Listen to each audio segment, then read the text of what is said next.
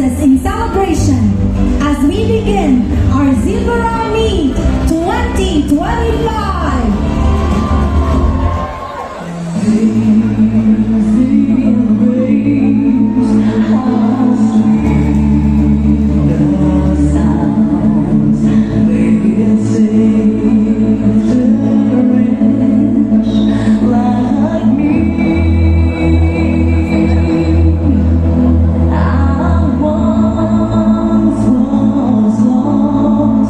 But now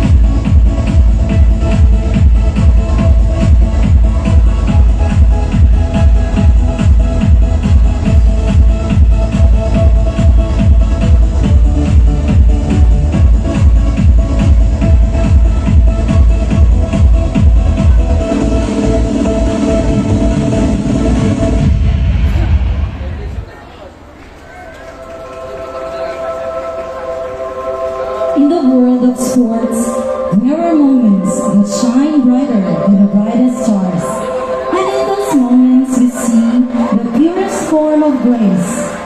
Children are little angels, embodying the essence of determination and joy. In their eyes, there is no fear, no hesitation, only the drive to play with all their heart. Their laughter, their voices remind us that even in the heat of the competition, there is beauty in the struggle. Children remind us that greatness does not need to be loud or boastful, but it can be humble, soft, and full of wonder. Just like the angels that walk among us, teaching us the power of hope, love, and purity in motion.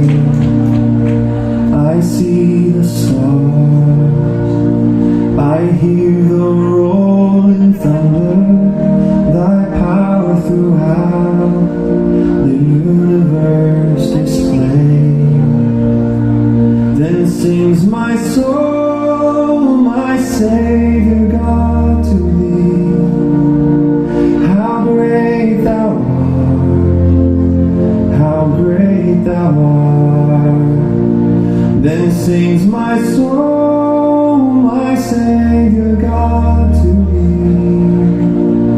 How great thou art, how great thou art.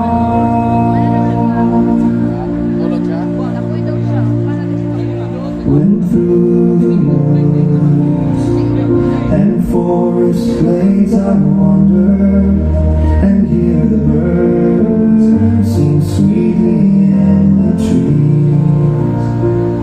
When I look down from a lofty mountain grandeur and hear the brook and feel the gentle breeze, then sings my soul, my Savior God to thee. How great thou art, how great thou art. Then sings my soul, my Savior God to thee. How great thou art, how great thou art.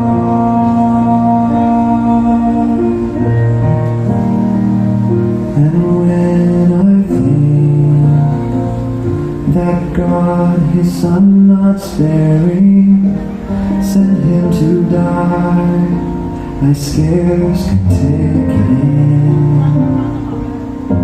that on a cross my burdens gladly bearing, he bled and died to take away my sin. Then sings my soul, my Savior God to thee. How great thou art, how great thou art. Then sings my soul, my Savior God to thee. How great thou art, how great thou art.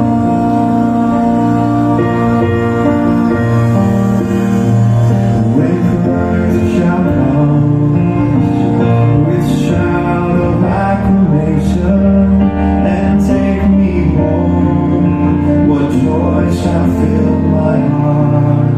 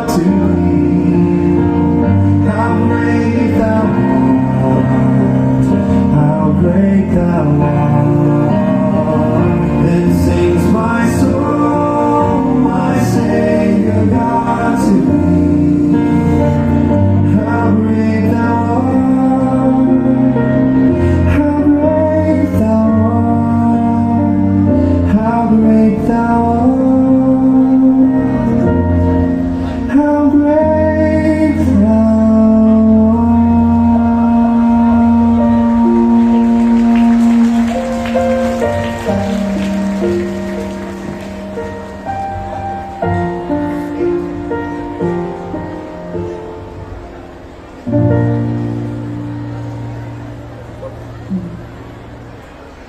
patuloy na hidwaan sa West Philippine Sea. Years ago, a Filipino fishing boat was struck by a foreign vessel in the reed bank, leaving the fishermen stranded and helpless at sea. For these fishermen, the sea no longer feels like a place of sustenance, but a battleground where their very survival is at risk. It went unnoticed. It was brushed aside. The fishermen returned to their villages, hearts heavy, uncertain of the future. Until this very moment, every day, they're not just fishing, but they are fighting for their survival and their identity as Filipinos. Puno ng sakripisyo at pagsubok ang buhay ng mangingisda sa West Philippine Sea. At tila isang patuloy na paglalakbay at pakikipagsapalaran tungo sa minimiting hustisya at kapayapaan.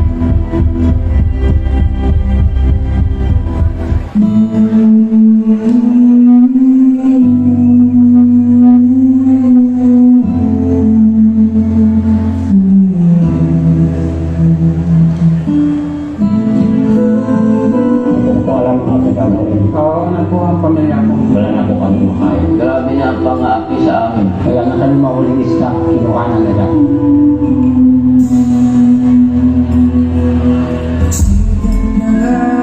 Sa dagat ay nakatalaw, panginis na ang kabuhayan, mahirapan na wala. Dating sa kapayapaan na pamumuhay, ibang lahi ay ginagawang aming kabuhayan at dignidad. Tayong panalo, mangingisdang Pilipino, ipagkikipaglaban ang ating karapatan. Hindi susuko, mangingisdang Pilipino, hindi matatakot, lalaban hanggang dulo.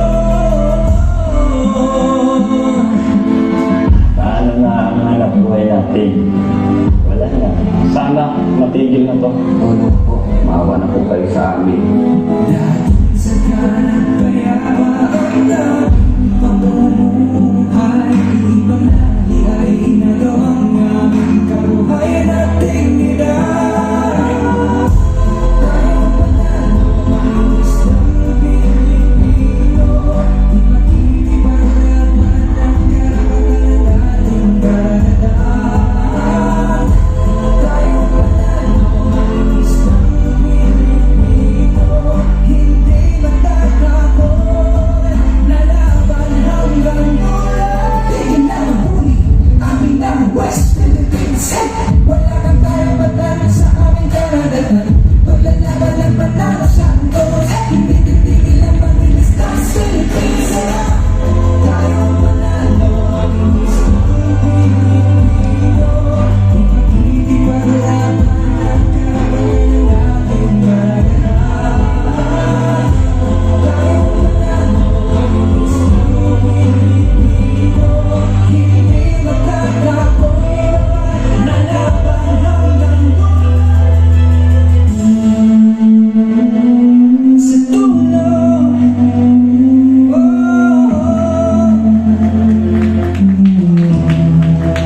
laban hanggang dulo.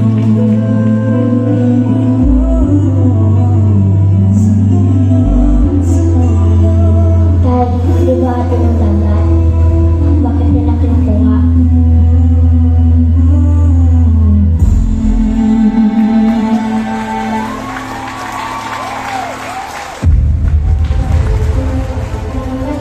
Pakikidigma sa kahirapan, sa kapayapaan, sa mga pinapasan nating responsibilidad sa bayan ng Siocon at sa buong Zamboanga Peninsula. We have a lot of battles, but we are ready to face them all. In the leadership of Honorable Mayor Cesar C. Soriano, in 2024, Siocon is awarded by the Department of Trade and Industry as Top 1 in Government Efficiency throughout Region 9, Top 1 in Government Resiliency